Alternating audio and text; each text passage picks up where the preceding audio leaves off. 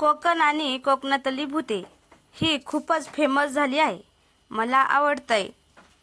जेव्हा पण मी सुट्टीत मामाच्या गावाला जायची, आम्ही सगळी भावंड रात्रभर बसून एकमेकांना भूताच्या गोष्टी सांगत असू. प्रत्येक जण त्यांनी ऐकलेले, त्यांनी वाचलेले आणि काहींनी अनुभवलेले ही प्रसंग सांगत असायचे. आम्ही घरातल्या खळ्यात बसून हा कार्यक्रम करत असू. त्यातच आमच्या गोष्टी ऐकून आजोबा, आजी तसेच शेजारच्या घरातलं कोणी त्यावेळेला तेथे बसलेलं असेल तर तो व्यक्तीही त्यांचे अनुभव सांगत असे. मग गोष्टी खूपच रंगायच्या आणि ऐकताना अजून मजा यायची. असंच एक दिवस आजीने आम्हाला सांगितलेली एक गोष्ट मला चांगली आठवते. ती अशी की माझे आजोबा त्या काळी कामानिमित्त मुंबईत असायचे. तेव्हा आमचं गावचं घर खूप मोठं होतं. शाळेचे वर्ग भरतील एवढं. पण घरात मात्र तेव्हा आजी, पप्पा आणि काकाच राहायचे. पप्पा आणि काका खूप लहान होते. तेव्हा शेजारची एक मुलगी आजीसोबत रात्री झोपायला येत असे.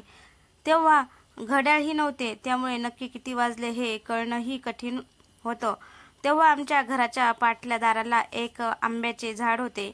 खूप आंबे धरायचे त्या झाडाला आणि ते खूप गोडही असायचे. त्यामुळे वाड्यातल्या सगळ्यांची नजर त्या झाडाकडे असायची. पण आजी उठेपर्यंत खाली पडलेले आंबे कोण ना कोण घेऊन जात असे. मग तिला खायला मिळायचेच नाहीत. म्हणून एकदा तिने पहाटेच उठून आंबे गोळा करून आणायचे असे ठरवले. ती तशी लवकर उठली आणि खिडकीतून बाहेर बघितलं तर तिला उजाडलं असं वाटलं.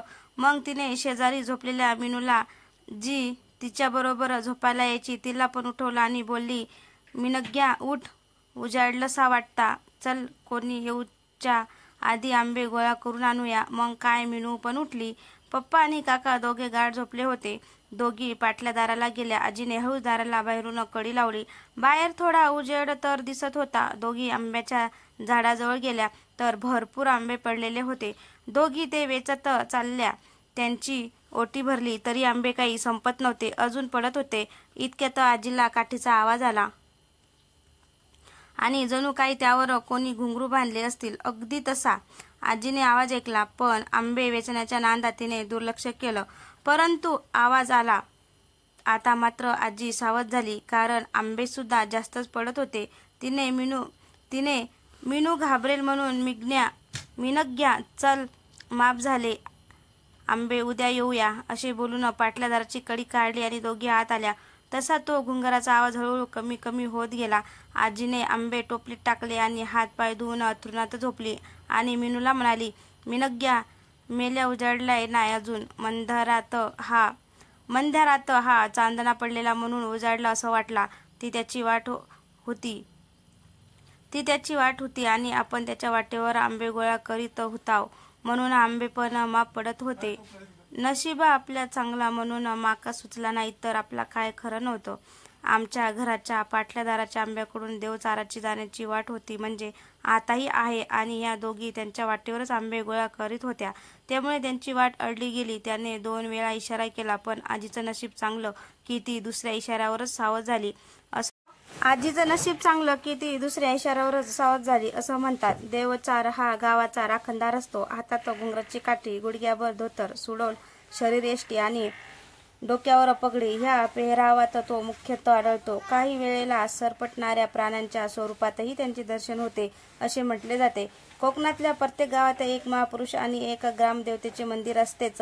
या दोन्ही मंदिरामधला रस्ता म्हणजेच देवचाऱ्याचा मार्ग. गावाच्या एका वेशीपासून दुसऱ्या वेशीपर्यंत असा ह्याचा एक ठराविक मार्ग असतो. त्या मार्गात कोणी अडथळा आणला अथवा काही चुकीची गोष्ट करण्याचा प्रयत्न केला तर तो त्याला योग्य ती शिक्षा देतो. एखादा वाट चुकला तर त्याला योग्य ती दिशा देण्याचे काम हा देवचार करतो. शक्यतो तो कोणालाही हानी पोचवत नाही, पण जर कुणी त्याच्या वाट्याला गेलं तर त्याची घाई तो करत नाही. खरं खोटं देव जाणे. एकदा गावातल्या एका आजोबांनी त्यांनी स्वतः अनुभवलेला एक किस्सा सांगितलेला. तो असा. एकदा ते तालुक्याच्या कामाला दुसऱ्या गावात गेले होते. तेव्हा त्यांना तिथून परत येताना खूप उशीर झाला, म्हणजे अगदी रात्र झाली. त्यांची शेवटची एसटी पण चुकली. मग काय, चालत जाण्याशिवाय त्यांना पर्यायच नव्हता. आमचे गाव पण तिथून 7 ते 8 किलोमीटरवर असेल. त्या काळी रस्त्यावर लाईट नसायचे, त्यामुळे रस्त्यावरून चालताना अंधार गुडूप असायचा. पण आजोबा खूपच धीरिष्ट अर्ध्या रस्त्यापर्यंत कोण ना कोण त्यांच्याबरोबर होतं. पण नंतर पुढे फाटा लागला आणि तिथे एक रस्ता दुसऱ्या गावाकडे आणि एक रस्ता आमच्या गावाकडे जात होता. आता मात्र आजोबा पुढे एकटे जाणार होते. त्या फाट्यापासून थोडे अंतर चालत असताना त्यांना अचानक पावलांचा आवाज आला. जणू काही कोणीतरी त्यांचा पाठलाग करत आहे. पण आजोबा त्या आवाजाकडे लक्ष न देता चालतच होते. त्यांना थोडाफार अंदाज आला होता की घर यायला अजून वेळ आहे. एव्हाना मध्यरात्रही झाली होती. त्यांनी मुख्य रस्ता सोडला आणि ते पायवाटेला लागले. ती वाट माळावरून घराकडे जाणारी जवळची वाट होती. ते कुठेही न थांबता झरझर चालत होते. पण मध्येच ते वाट चुकले. कशी हे त्यांना पण नाही समजले. ते परत फिरून त्याच जागेवर येत होते. बहुतेक त्यांना चकवा लागला होता. आजोबांना काहीच कळत नव्हते काय करावे ते. त्यांनी कुलदेवतेला साकडं घातलं. तेवढ्यात त्यांना अचानक एक उंच धिप्पाड माणूस भेटला आणि त्याने तुम्ही येथे कसे वगैरे प्रश्न विचारले. तेव्हा आजोबांनी त्या माणसाला सगळी हकीकत सांगितली. तेव्हा त्या माणसाने आजोबांना बोलता बोलता कधी त्यांना घराजवळ सोडले हे आजोबांना कळलंच नाही. आजोबा पण समोर घर बघून खुश झाले आणि ते त्या माणसाला काही बोलणार इतक्यात तो माणूस त्या जागेवर नव्हता. म्हणजे अचानक गायब झाला. आजोबा थोडे गोंधळले आणि घरापर्यंत पोहोचल्याबद्दल त्यांनी कुलदैवताचे आभार मानले. पण तो माणूस कोण होता ते मात्र आजपर्यंत एक रहस्यच आहे. अजून एक गोष्ट मला माझ्या काकांनी सांगितलेली मला आठवते. एकदा काका आणि त्यांचे मित्र दोघे रात्री जंगलात शिकारीला गेले होते. त्यांचे मित्र एका बाजूला आणि काका त्यांच्यापासून थोड्या अंतरावर बसले होते. खूप वेळ झाला तरी त्यांच्या हाताला काहीच लागले नाही. काका जिथे बसलेले त्या झाडांच्या बाजूलाच मंदिर होते. त्यांना जाताना त्या मंदिराच्या बाजूला कोणीतरी दिसले. पण काकांना वाटले पुजारी असेल म्हणून त्यांनी दुर्लक्ष केले. कारण कधी कधी तो पुजारी मंदिरात झोपत असे. काका निराश होऊन जात असताना त्यांचा कोणतरी पाठलाग करत आहे असे त्यांना जाणवले व काही वेळातच तो माणूस उंचीने मोठा होत आहे असा त्यांना भास झाला. तरी काका न थांबता चालतच राहिले. थोडे अंतर झाल्यावर तो माणूस अचानक थांबला आणि काकांना म्हणाला, इथे इतक्या रात्री परत कधी फिरकू नकोस आणि गायब झाला.